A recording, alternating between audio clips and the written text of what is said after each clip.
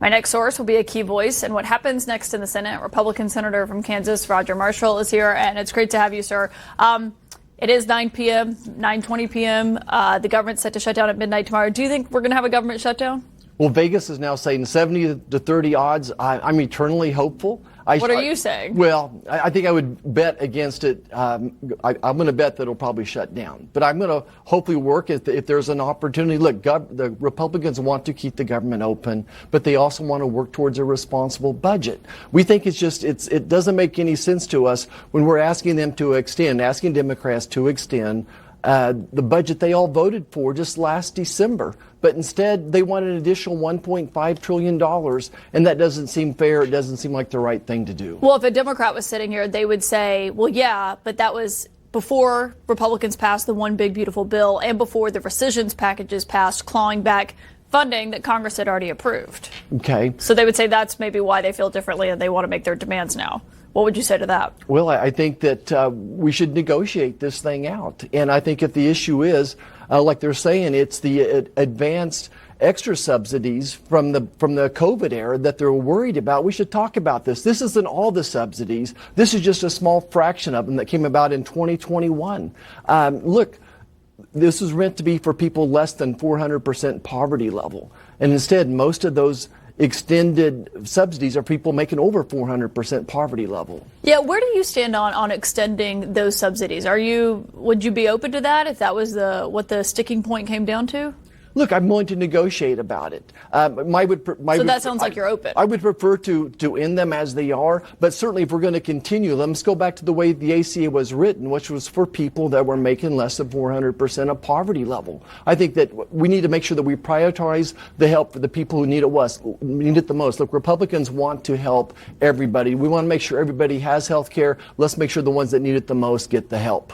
Well, and that was a question because of the people who could lose coverage. I understand you're saying it was a COVID policy. As you know, it's hard to take something away once people have had lower premiums, and this would make people's premiums go up if these expire with no changes from y'all. The other thing that seemed to come up in that White House meeting today was rural hospitals funding. It's something we talked to the vice president about after because Senator Schumer was saying the president seemed unaware of the full ramifications of that. You used to run a rural hospital. You've got a lot in your state that are actually at risk, according to some analysis. Where do you stand on how that funding looks and where it should be? Look, 97% of rural counties voted for President Trump. Every time I see him, he asks me, how is rural America doing? So he knows full well what's going on there. I think what's ironic is why did Democrats want to take away the $50 billion rural transformation fund? If they want to help rural hospitals, why do they want to take that away at this late hour? And if rural hospitals are having any problems now, or next year, that's on the back of Democrat ACA policy. The ACA has been the law now for 15 years. All these things that we did in the One Big Beautiful Bill won't take effect for a year or two down the line. So it just seems very disingenuous for the Democrats to be blaming President Trump for these rural hospital struggles. The reason rural hospitals are struggling is because of the bad economy, because they've lost 30 or 50% of their population. But aren't Democrats arguing that it's only going to get worse once what you did pass goes into effect, the cuts to Medicaid funding? And they're saying the $50 billion that was put in because people were worried that they were going to be really affected by the Medicaid cuts, they're saying we want way more than that. Yeah, I think it's because they don't understand rural hospitals. Only 5% of Medicaid funding go to rural hospitals. We lose money on every Medicaid patient. So why would you want more of them? Instead, the goal would be to get people off Medicaid. Let's help them find a job where they get insurance where it helps contribute to the bottom line. But Medicaid is a loser for every hospital. And again, such a small amount of it goes to rural hospitals. And that's why we're working so hard to make sure this transformation fund helps us get to that next level. Yeah, and that's not what we're hearing from people like Senator Josh Hawley, though, who say that they're worried about this and one, about the subsidies potentially being expanded, but also in terms of funding and saying they actually need to keep that because you need to keep those rural hospitals open. Yeah. With all due respect, this is a very small amount of funding. Only 5% of Medicaid funding goes to rural hospitals. The problem with rural hospitals is the local economies. If agriculture is struggling, rural America is going to struggle. This Medicaid is such a small amount. It's not helping. And again, you lose money on every Medicaid patient. You want to convert people from Medicaid to jobs with health insurance that helps cover the real bills. Yeah, it's hospitals and clinics as as well that rely on that Medicaid funding disproportionately, as you know. We heard from the president late tonight on his view, I guess is how I would put it, on how the negotiations at the White House went today. I want to get your reaction to what the president posted. Look, guys, there's no way to sugarcoat it. Nobody likes Democrats anymore. We have no voters left because of all of our woke trans bullshit. Not even black people want to vote for us anymore. Even Latinos hate us.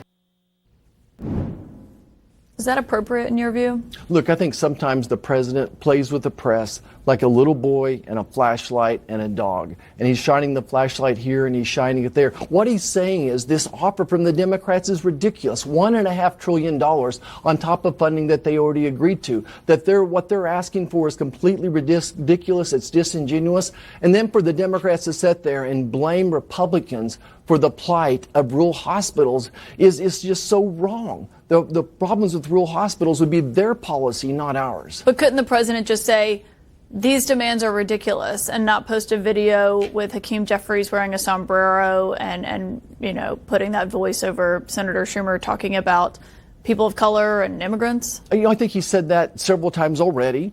And then for them to come and not to make any really serious offer, why didn't they just say, look, let's just talk about these extra COVID-era subsidies, these extra subsidies that are costing some $35 billion a year. Let's make those just for the people who really need them. Let's go back to the original ACA and make this for people under 400%. They didn't bring us a serious offer there. Look, in my estimation, Chuck Schumer wants the government to shut down to settle a political score. Yeah, well, Vice President Vance sounded open to the subsidies, but just to be clear, you don't have any objections to that video the president posted? I tell you, I think it's said in jest. I think it's the president making fun of a couple of people that didn't bring a serious request to the White House. Senator, we'll see if there's a shutdown tomorrow night. Thank you for joining us tonight. Thanks.